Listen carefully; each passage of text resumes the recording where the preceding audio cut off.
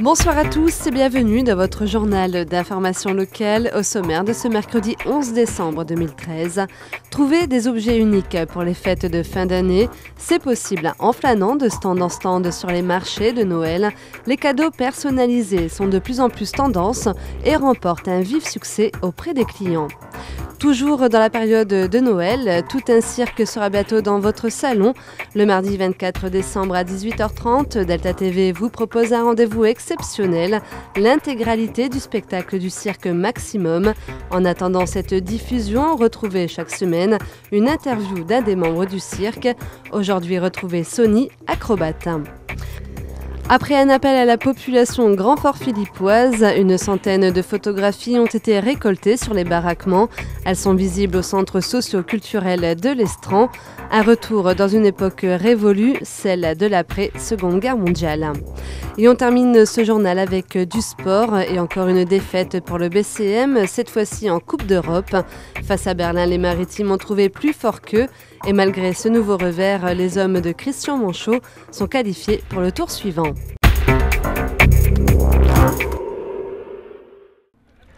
Faire un tour en calèche ou à dos d'âne, se faire prendre en photo avec le Père Noël, s'émerveiller devant les décorations de Noël, se réchauffer ou faire ses achats pour les fêtes de fin d'année pendant que les enfants écoutent des contes de Noël, c'est ce que l'on pouvait faire tout au long du marché de Noël de Lonne-Plage.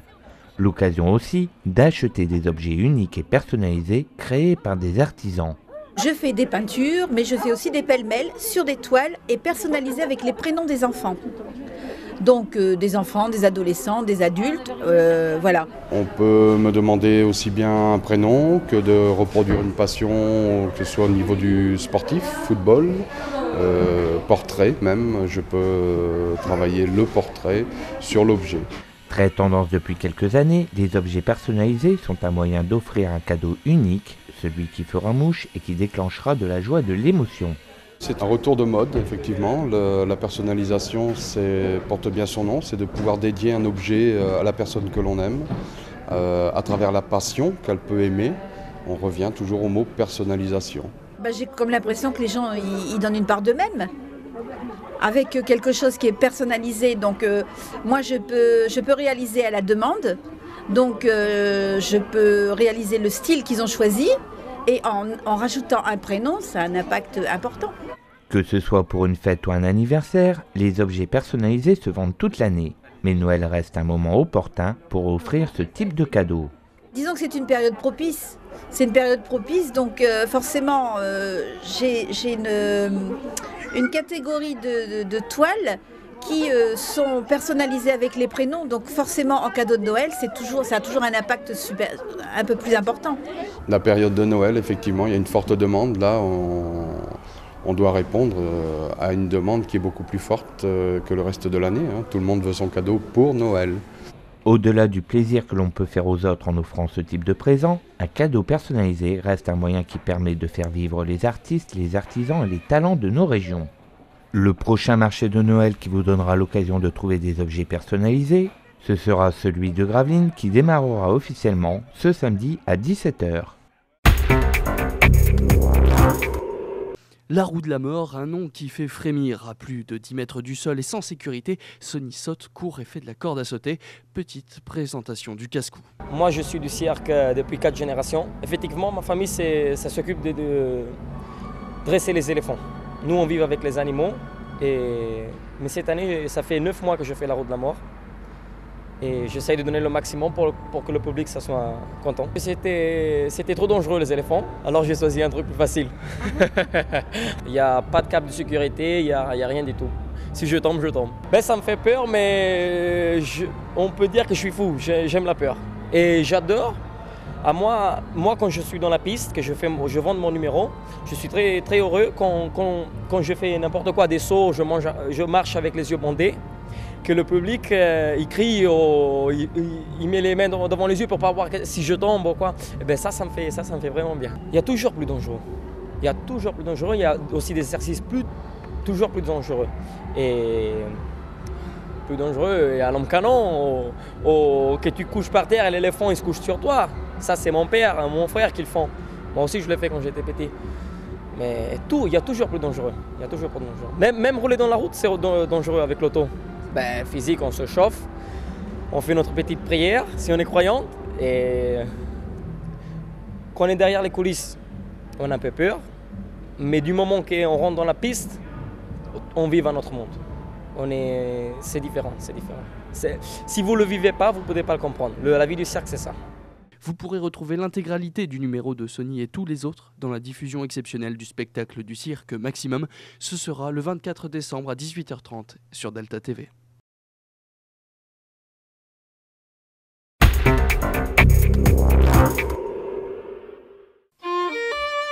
Ils ont fait partie du paysage de Grand-Fort-Philippe après la Seconde Guerre mondiale. Ces baraquements construits en 72 heures ont permis aux familles revenues d'exode d'être rapidement relogées. Il y avait 3 pièces, il y avait une grande cuisine, salle à manger, il y avait 2 chambres et puis un petit débarras devant. On était 5 enfants, mes grands-parents, ma mère et mon père. On était à 9 dans un baraquement, on n'avait pas d'eau, on devait aller chercher de l'eau à la pompe. Puis il n'y avait pas de route, il n'y avait rien, c'était de la terre battue.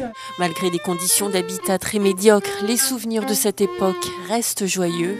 En atteste Justine qui nous montre sa grand-mère sur les photographies. Elle est là aussi. Et là c'est sa grand-mère à elle. Les personnes de Grand-Fort parlent souvent des baraquements. Avant c'était beaucoup mieux. Si on avait besoin de quelque chose, les personnes ils allaient à côté. Maintenant on n'a plus tout ça. Moi, personnellement, j'aurais bien voulu connaître à cette époque-là. C'était fort familial ici. Bon, puis il faut dire aussi que c'est comme partout, il n'y avait pas de télé, il y avait pas... les gens n'avaient pas de voiture, donc on restait toujours dans le même contexte. Nous, le peu qu'on avait, c'était bien. Les gens, ils allaient jouer aux cartes le dimanche, tout ça, c'était vraiment famille. On ne pouvait pas plus famille que ça. Famille et amis. Que maintenant, on vit un petit peu plus égoïstement. Du coup, on a vu que ce thème des baraquements revenait souvent et que les personnes en parlaient avec une grande exactitude.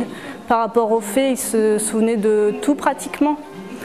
Donc on s'est dit que ça rassemblerait beaucoup de personnes, surtout que les anciens nous disent beaucoup que de cette période, ils regrettent tout ce qui est au niveau de la solidarité. La commune de Grand-Fort-Philippe comptait entre 200 et 300 baraquements détruits dans les années 70. Aujourd'hui, il n'en reste plus qu'un, celui de France Dubos, qu'elle voit toujours de la fenêtre de son habitation. Elle n'y habite plus depuis 1996, mais elle y a vécu donc toutes ces années et elle regrette vraiment ce baraquement. Elle l'aimait bien et si elle pouvait y retourner, elle y retournerait, ce qu'elle nous a raconté. Aujourd'hui, tous les souvenirs refont surface à travers une centaine de photographies réunies grâce à la population. Une série de témoignages sonores retrace l'ambiance de cette époque. Tous ces documents sont à découvrir au centre social L'Estran jusqu'au 20 décembre.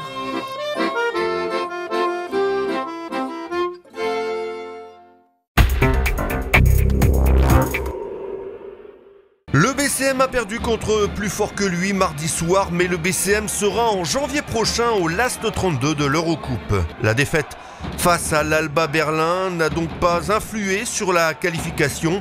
À droit à 3 points, les Gravelinois restent longtemps au contact des Berlinois. Plus physiques, plus grands, les Allemands alternent davantage jeu intérieur et extérieur. Si au terme du premier quart-temps, l'Alba Berlin est devant 23-16 à la pause, grâce à l'adresse de Jonathan Roussel et à l'abattage d'Ousmane Camara, le BCM remet les pendules à l'heure, 41 partout. Malheureusement, usés par l'impact physique proposé par les Berlinois, les Maritimes perdent de leur adresse. De leur côté, les Allemands enfoncent le clou dans la peinture et l'écart enfle, plus 6 à 10 minutes du terme.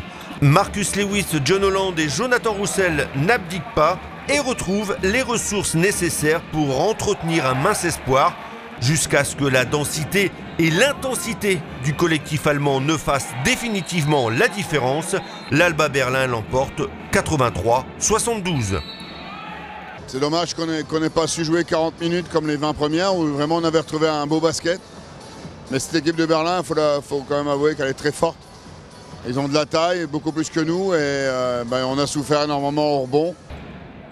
Le match de la semaine prochaine en Espagne à Saragosse comptera pour du beurre. Le BCM tient son ticket pour les poules finales et en janvier prochain, il y aura du lourd et les choses sérieuses commenceront vraiment pour la Coupe d'Europe.